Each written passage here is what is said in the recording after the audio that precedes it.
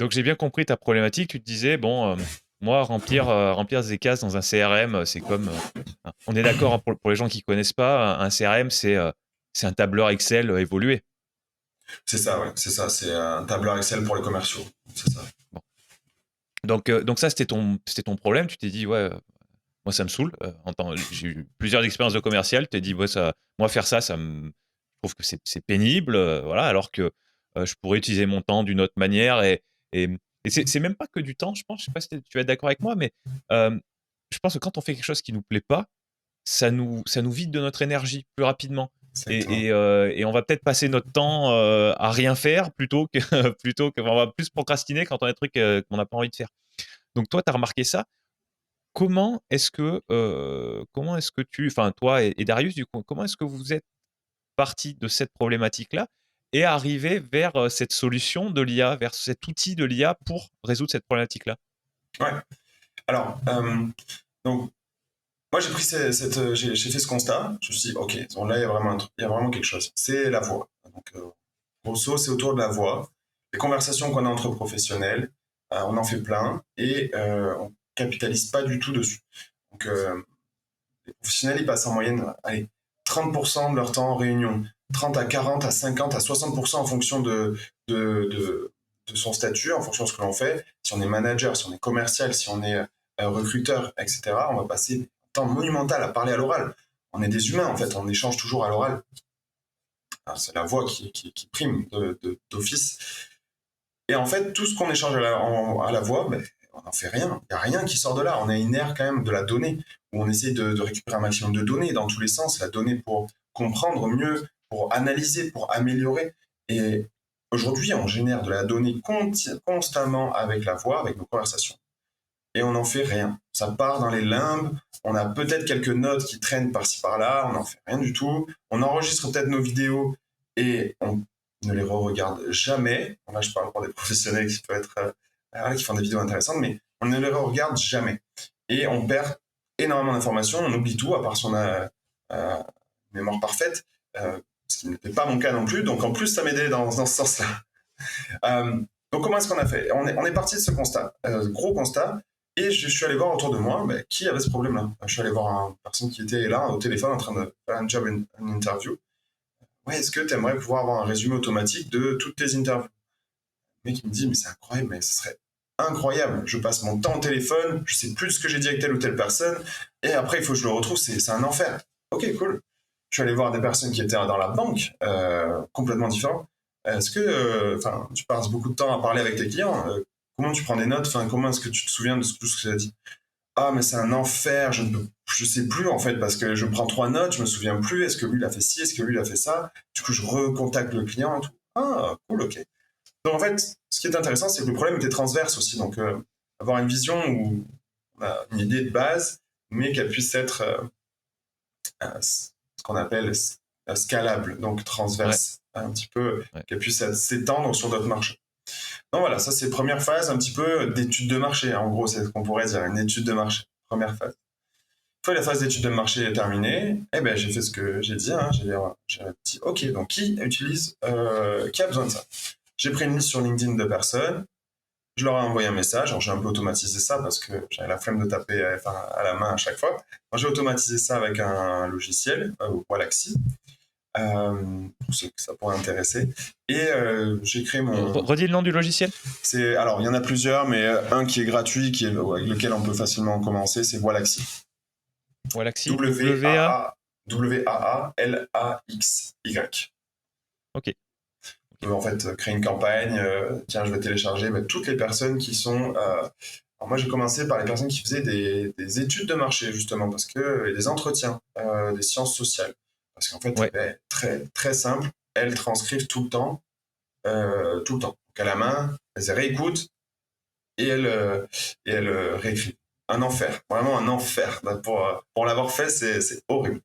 Moi, je les ai contactés, je leur ai dit, hey, ça vous dirait de tester notre logiciel, que j'avais pas du tout hein, au début.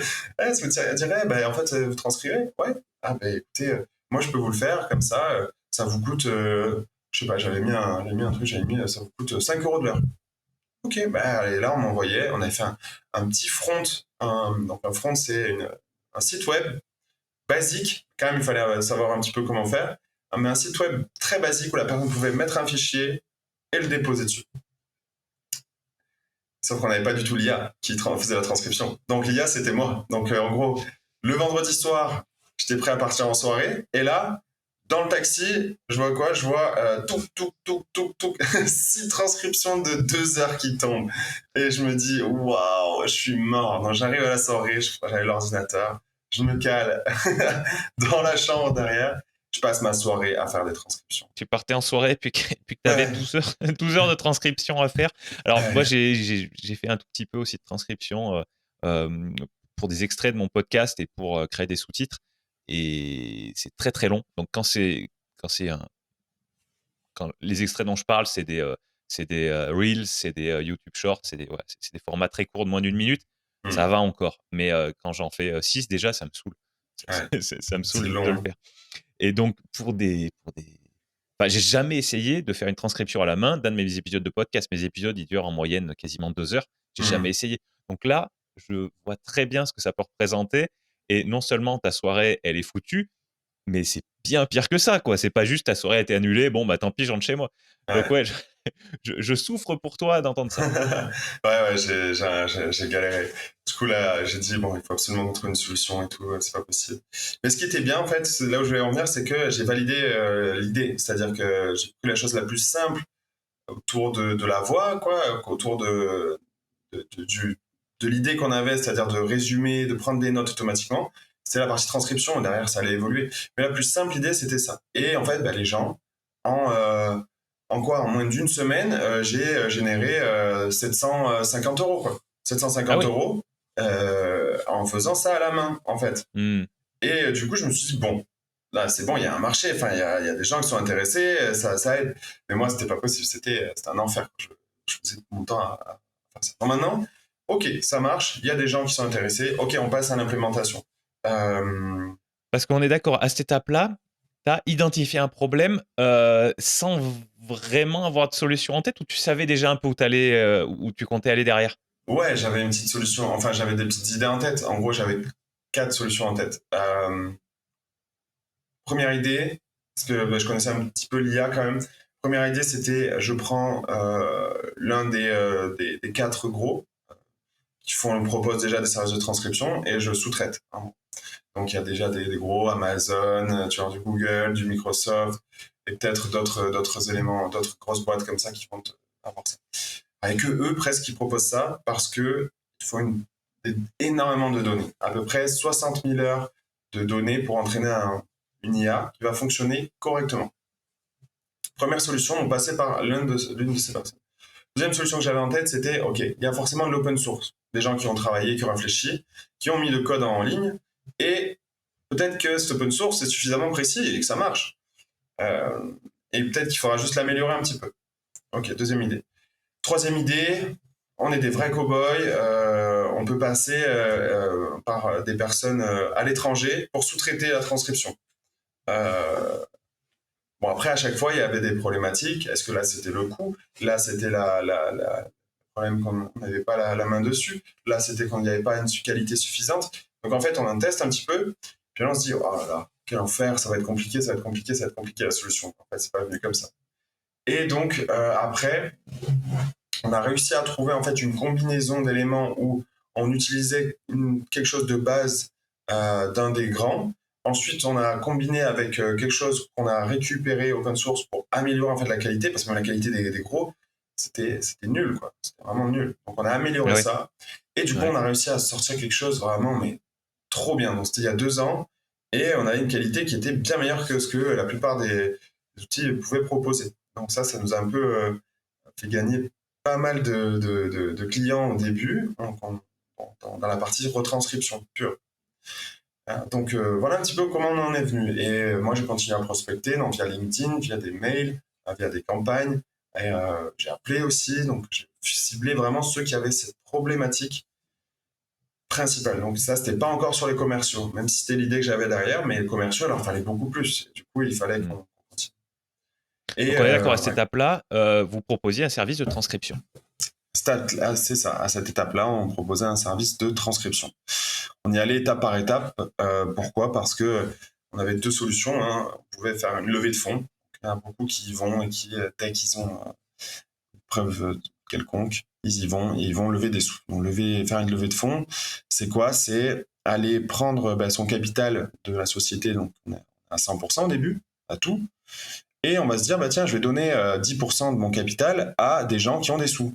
Je donne 10% en échange de 10 000, 100 000, 20 000, enfin 200 000, 1 million d'euros, par exemple.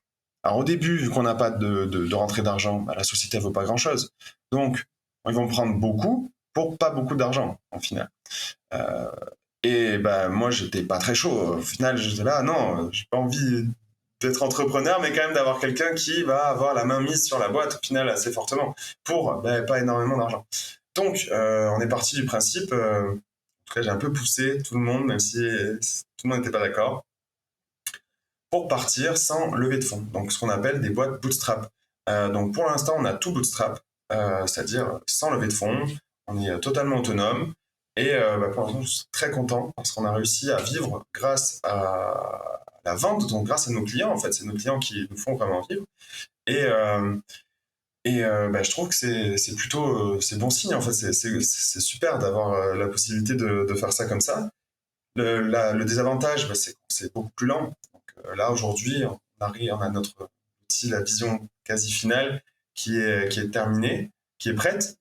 Mais on a mis peut-être un an supplémentaire ou à y arriver. Alors que d'autres boîtes, c'est ça en fait, le problème, c'est la compétition. Alors que d'autres boîtes qui vont être peut-être aux États-Unis sont sur le même marché, un secteur, ils ont levé 10 millions, quoi. 10 millions sur un premier tour de bras, quoi.